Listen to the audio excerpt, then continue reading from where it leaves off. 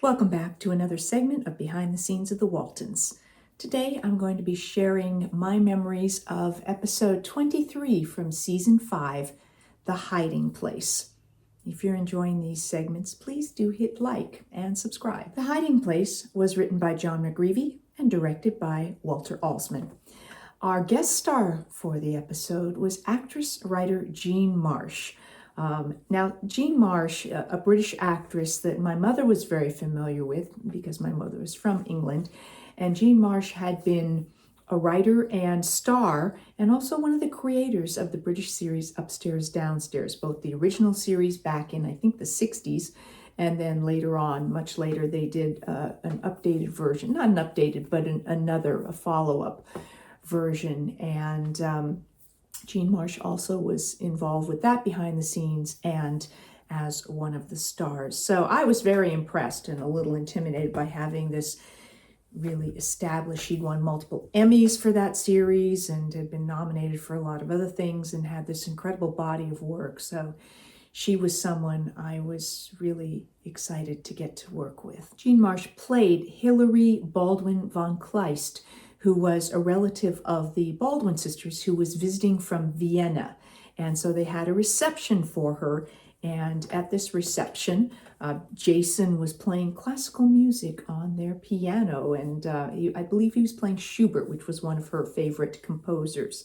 And we find out that Hilary had lived in Germany and her husband is German. So of course, John Boy was very interested in what was going on in Germany and the escalation of the conflicts regarding Hitler and what was happening there, and kept trying to ask Hilary what she thought about Hitler. And she's very evasive about it and keeps kind of avoiding the subject and saying she really doesn't understand politics or doesn't really know much about the situation. And John Boy's not too happy with her unwillingness to share her opinion and her experiences about that. At this reception, one of the things that stood out to me was as I was looking at Erin and the dress she's wearing, I thought, oh, this looks like a dress that I wore. And so I did. I looked back, and indeed, it does appear to be the same dress that I wore in the episode The Ring when I went to the dance at Boatwright University. So a great another example of a article of clothing that was being passed down from me, from Mary Ellen as the oldest sister, then to my next sister, Erin. And of course, this happened in families. I used to get my sisters hand-me-down clothes, and it was always exciting to me because they were new pieces to me. So in this case, Erin wearing a dress of Mary Ellen's. One of the main subplots in this episode is that Jason tells John and Olivia that he is interested in joining up with the National Guard. Olivia is completely opposed to the idea, doesn't want any of her boys at all being involved in anything to do with the military or the war or potentially getting called up. Jason says it's just a little bit of drilling, maybe once a week, and that he would make some money for it, and that would really help him with his tuition. John isn't opposed to it and feels like, if there is going to be a war, the boys are going to sign up. But Olivia is really fighting this whole idea that any of her boys will be in jeopardy at any point. She went through John having been away at war, and she just doesn't want to deal with it as a mother. Another episode subplot involves Jim Bob, who comes home with a really fancy horn that he plans to put on his car that he is building. The car doesn't run yet, but he has this wonderful horn, which every time he honks the horn, Chance responds with a moo.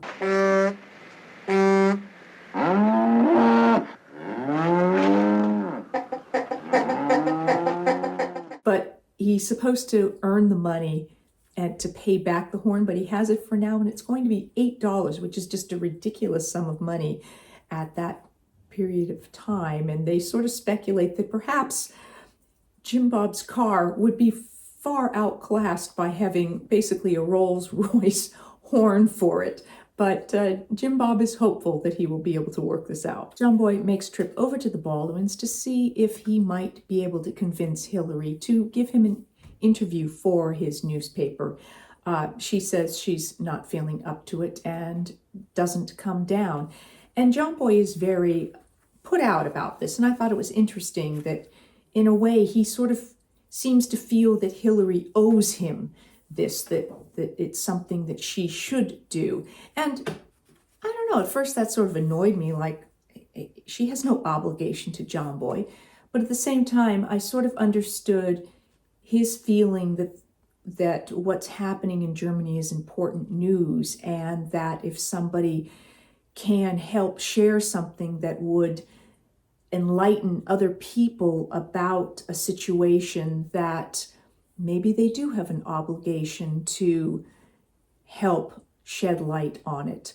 So I don't know, I leave that to you about what your opinion on something like that is. Continuing to try to investigate, John Boy is on the phone talking with someone, trying to get information about what it was or what it is that Hilary's husband does or has done in Germany, as he's just trying to dig through and find this story. Meanwhile, Corabeth is able to talk Hilary into speaking at a gathering of people just about her thoughts and impressions of having lived in Germany.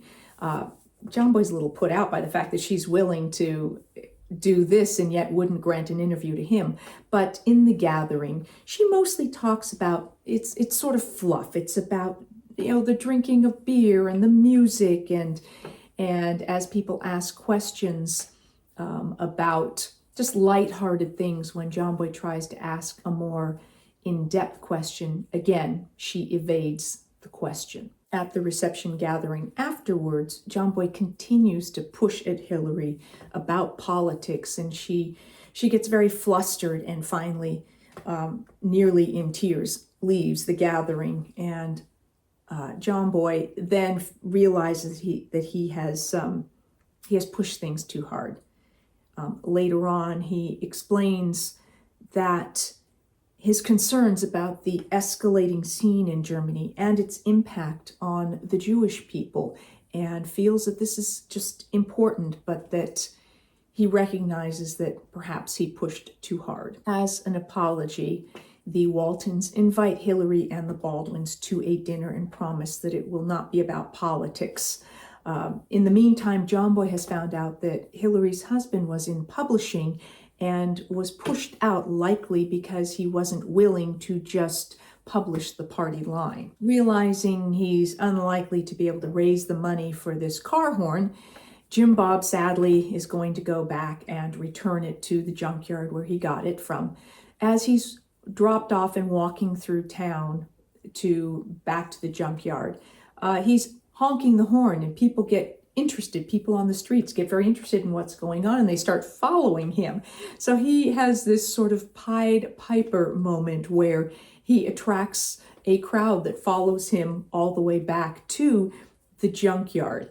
And evidently, they get very interested in things that are going on around the junkyard once they are there. Jason has National Guard drilling the evening that they're going to have dinner, and Olivia is very upset because she says Hilary particularly wanted Jason to be there and play piano once again.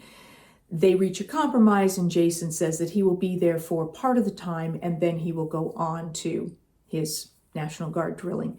So when Hilary and the Baldwins arrive, Jason is sitting with his back to them at the piano and is playing. Hilary sees him and is overcome and faints. Later on, they're once more listening to the radio. In this case, it is Edward R. Murrow who is talking about an assassination attempt in Vienna. And in this book that I often reference, Goodnight, John Boy, Earl Hamner spoke about this episode, and one of the things that he said was the voices of President Franklin Roosevelt and Edward R. Murrow were supplied by Walter Edmonston. So in this case, it was not the original radio recordings, but somebody recreating those of both President Roosevelt and Edward R. Murrow. This is Edward R. Murrow in Vienna. A pall of uncertainty and fear hangs over this once carefree city. Jim Bob's subplot ends on a happy note when he is able to keep the horn, because when he had led all those people back to the junkyard, they ended up buying a lot of things. So Jim Bob has made a deal with Mr. Sykes, the owner of the junkyard, to a couple times a week to go around town and honk that horn and lead people while he wears a sign that advertises the junkyard, and lead those people back to the junkyard. And in exchange, he will get to keep the car horn. Since Hilary passed out, no one has been able to really determine what it is that's going on with her. Kurt doesn't have an answer.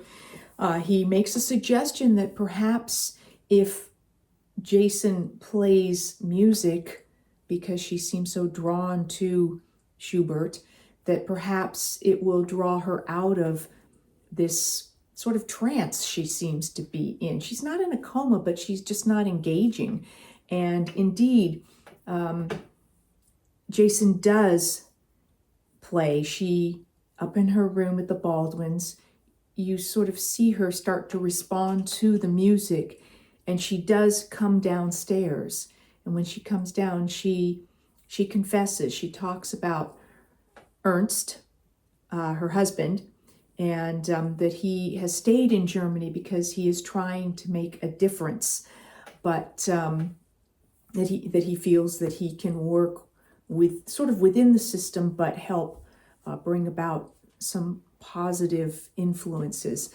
But we also discover that their son Peter, who had been trying to do the same thing in a young person's sort of quasi-military group, and that with this group they came upon a family of Jewish people, and it was 3 elderly Jewish men who were running a printing press, and the Germans said that they were subversives. And so the young men that Peter was with were starting to beat up these elderly Jewish men, and Peter tried to stop them. So instead, these boys turned and beat Peter to death. And this is what has been so traumatic for Hilary, and what she hasn't wanted to look at or face.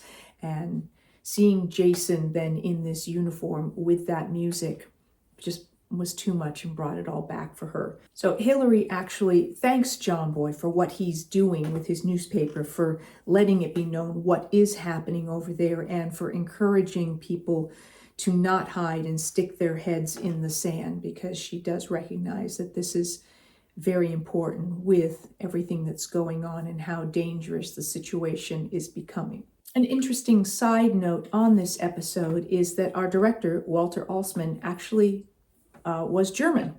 So an interesting choice to have someone of German descent directing an episode that is about what the situation was in Germany, perhaps a little like Ralph Waite directing the episode about Cora Beth struggling with her alcoholism.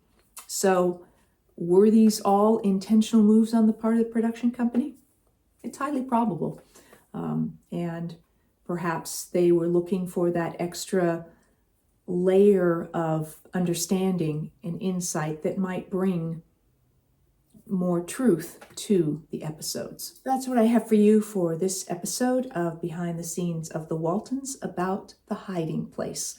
I will be back with more Behind the Scenes of the Waltons and more of your questions in Ask Judy. Thanks for watching.